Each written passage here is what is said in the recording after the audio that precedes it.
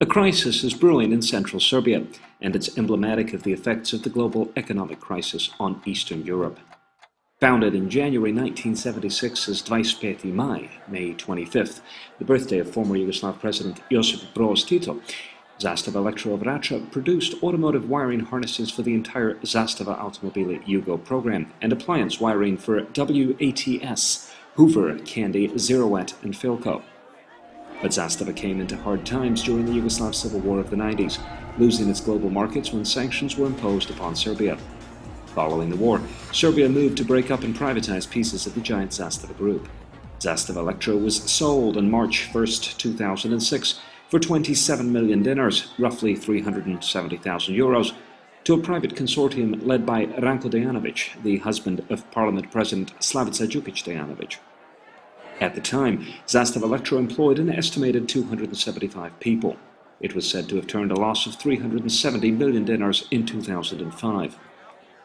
On January 16, 2007, a contract with Delphi of Illinois was signed for the production of wiring harnesses to be used in automobiles produced across Europe. The contract promised the employment of 700 new workers in Zastava Elektro prior to the end of the year. Indeed, jobs climbed from less than 300 to almost 1,000. These might not have been permanent contracts, but they were good enough for a start. Through mid-2008, Rača was supposed to employ 1,500 people. Another 3,000 would be hired by the company by 2009. The Delphi contract gave the Rača factory equipment worth several million euros, according to Dejanovic, who reminded that Delphi employed 250,000 people worldwide and produced 34% of the industry's electrical installations. Zastava Elektro began trial production of electrical installations for the Opel Cabrio and was supposed to have continued with the Fiat Punto, Fiat Grande Punto, and at least one Volkswagen model. Zastava Elektro's hometown of Rača, with its 13,000 people, was optimistic. Mlađan Dinkić's Agency for Foreign Investment and Promotion of Exports gave assistance to the project. Yet at the end of 2008, Delphi terminated the contract, took back their machines, and moved to Poland. Now, Zastava Elektro workers are on strike. They want to be paid their wages, which they have not received since January. And they've asked Serbia's Agency for Privatization to annul Dejanovic's deal.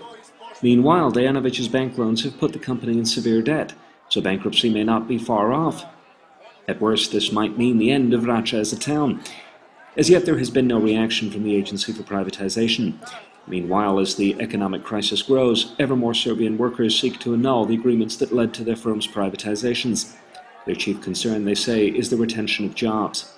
Indeed, the current number of strikes and protests as of May 2009 could surpass those of the winter of 2003, when Vojislav Koštunica rose to power by promising that he would stop corruption in Serbia's privatization agency. However, he was quickly distracted by the Kosovo issue, and some now say that this gave plant bosses carte blanche to fight strikers. Now, the economic crisis is threatening Serbian willingness to, warily, continue marching toward alternately Europe or Russia, depending on which political party you listen to. It would seem that Serbia has begun to understand that capitalist interests, be they from home, from Europe, or from Russia, are no guarantee of peace and prosperity. At the same time, left-leaning activists in Belgrade and Zrenjanin have begun organizing support for workers at Zrenjanin's Shinvoz, a metalworking company which is in a similar position to Zastava Elektro.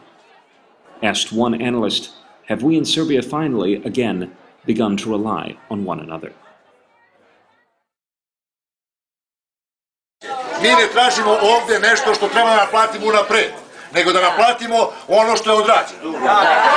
Radili smo po 12 sati, niko to 10.000 plata, mi smo pristajali na to. Jer tu firmu ste vi stvorili, a oni je dobili na poklon. Da kažem da smo bili za instalaciju za Punto, koji se sad proizvodi u Kragujevcu i nikakve logike nema da gazda izgubi taj posao. Moj muž, radili smo 64 godine za ovu državu.